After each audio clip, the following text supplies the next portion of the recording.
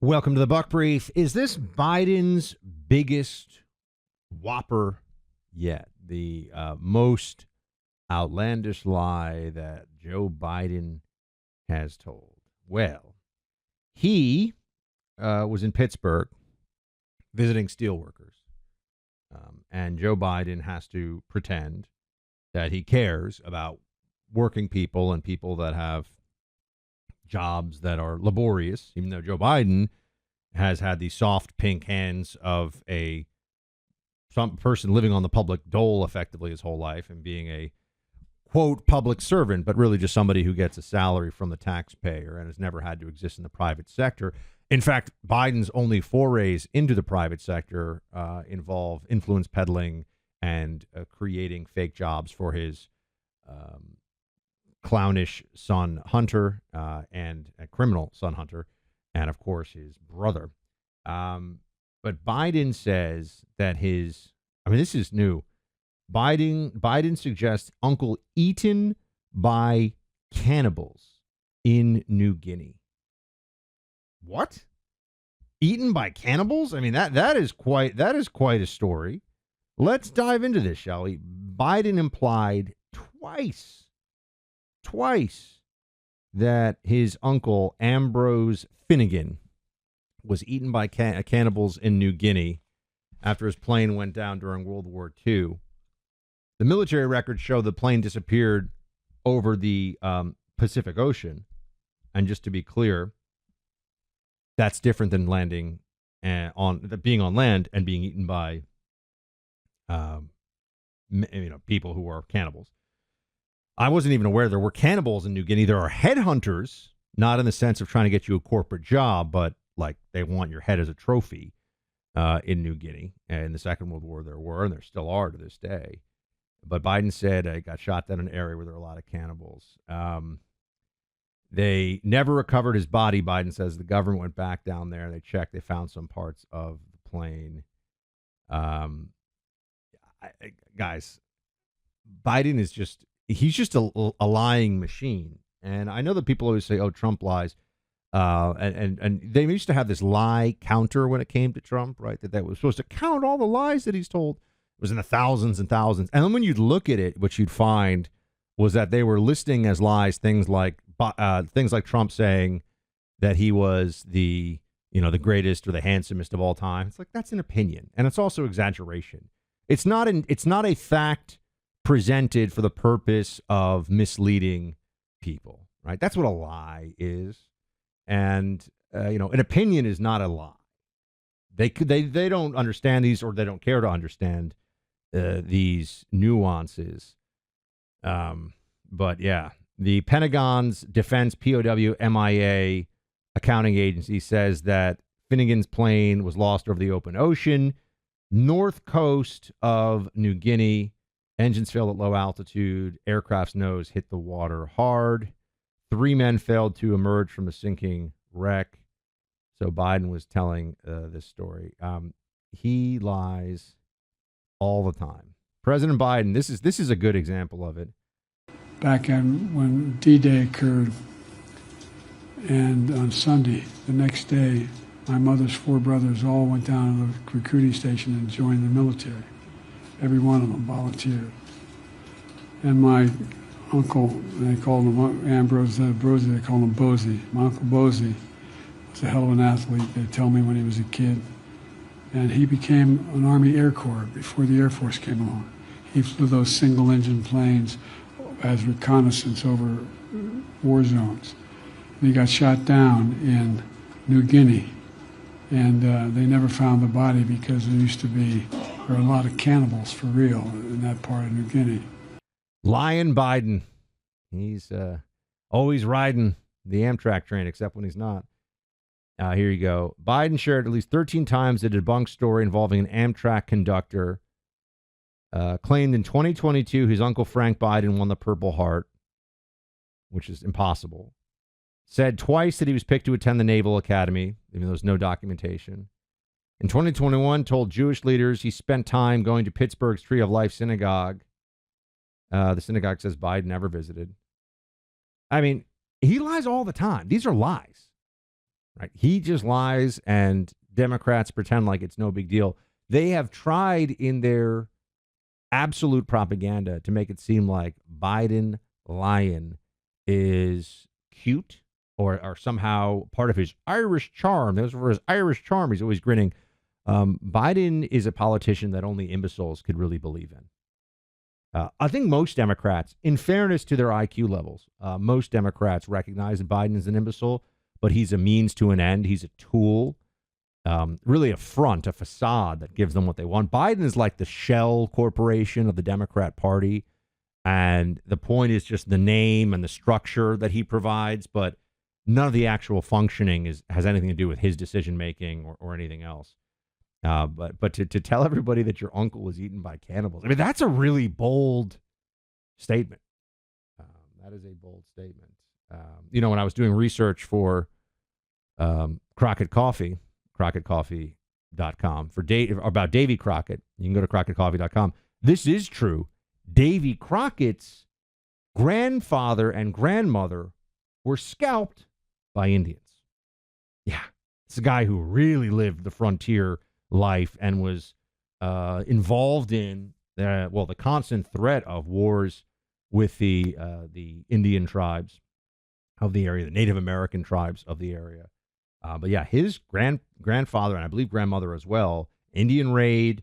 People don't often talk about this. Yes, there were raids by the European settlers that were take no prisoners and they killed everybody. That happened. But there were lots of raids by the Native Americans where it was kill everybody, every man, woman, and child. I mean, if you look at the history, for example, of the Comanche, I mean, the degree of brutality that was used against them, yes, but also that they used themselves, vicious stuff. Anyway, Davy Crockett's grandfather scalped by, I forget which tribe it was, but scalped by natives. Joe Biden's uncle was not, in fact, eaten by people of Papua New Guinea. But you should be drinking Crockett coffee either way. This is an opportunity for us to build a brand. As you know, with my co-host Clay Travis, we founded Crockett Coffee. And coffee is just kind of our foundational product. We're already talking about other cool things we're going to be offering. A portion of the proceeds goes to Tunnel to Towers. Clay doesn't need the money. I mean, we wanted to just start this because we believe in building a company that will be able to help other voices in the conservative movement, especially earlier on, monetize, make a business of their content. And that's all important, right? That's why we're so thankful for the sponsors that I've had over the years. So we want to be sponsoring other conservative content. We want to be highlighting our love of American history and what an incredible history this country has. And it's a history it's imperfect as any history of any country is, but overall, we should be very proud of what an amazing success story America is. And we should know our history, and we should have a fair and deep understanding of it. Crockett is all about that. It's the spirit of Davy Crockett. The frontier spirit sees life day in and day out as though you're on the frontier. So CrockettCoffee.com. Please become a subscriber. That's the best way to do it. You'll get your coffee delivered every month. It is delicious coffee. I'm telling you, it's really, really good coffee. We're not like selling coffee that doesn't taste good. It's delicious coffee. I think it's the best coffee I've ever had. It's certainly the best coffee I've ever had delivered in this way that wasn't, brought to me in some kind of a beaker from like a science experiment somewhere of, coffee that only comes from the three-toed sloth's saliva or something. There's weird coffees out there, but it's amazing coffee. You'll love it. CrockettCoffee.com, CrockettCoffee.com. Just sorry, there's no promo code because I'm the partner and a founder in the company, so there's no promo code. But please do subscribe. Yeah, Biden lies all the time. We know that much, and I think it's important that everybody understand that they're just going to keep trying to cover this up and keep trying to pretend like somehow this is normal, but it is not normal. Biden is a very dishonest person and somebody who I think should be getting far more scrutiny for his lies than he does. Let's talk about this Mayorkas impeachment thing for a second. It failed. Chuck Schumer and the Senate have already shut it down, which is not surprising. We knew this was going to happen. I guess I just want to say, when are Republicans going to get their act together on Capitol Hill? You know, as Democrats, they don't make these kinds of pointless moves, self-inflicted wounds, certainly not the same way that Republicans do. We seem to, on our side, have almost an addiction to own goals, right? If you're a soccer player, meaning scoring on yourself. Republicans seem to have this fixation on seizing defeat from the jaws of victory. And the fact that we're already arguing about who the Speaker of the House is and should be, the next Speaker of the House, you know, if they keep playing games like this, we're just going to end up with a Democrat Speaker. And think about what that does. Even if you get a Trump win, if the Democrats have control of the House, not going to be able to get major legislation passed. You're going to impeach him again. There are going to be impeachments of Trump again. They're going to go for impeachment number 3. So it really does matter. I think there's so much of a focus on the presidential race. There's so much of a focus on how that will play out, and not enough of a, hey guys, yeah, the Senate is looking pretty good for Republicans just because of what contests are going to play out in this cycle. It's going to be much harder in the next cycle. But in the House, this could go absolutely either way. It feels like Republicans are making mistakes in pretty critical ways, at least this far out from an election.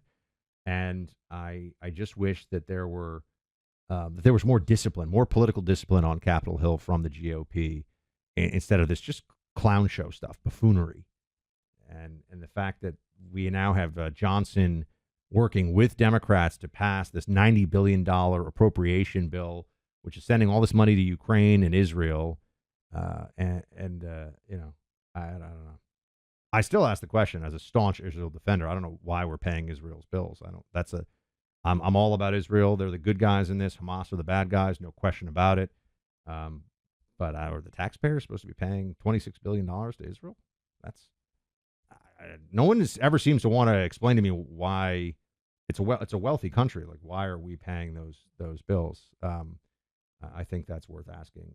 And with Ukraine, we're just throwing money now into. This has turned into quagmire. This has turned into a money pit. And we're going to have a whole generation of Ukrainian men that have been killed, lost, to try to prevent Russia from carving up part of Ukraine. And eventually Russia is going to carve up parts of Ukraine.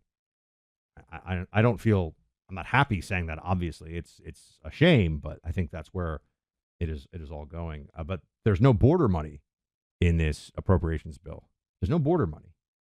So why is the Speaker of the House, who said that he wouldn't go along with anything that doesn't take care of our border first?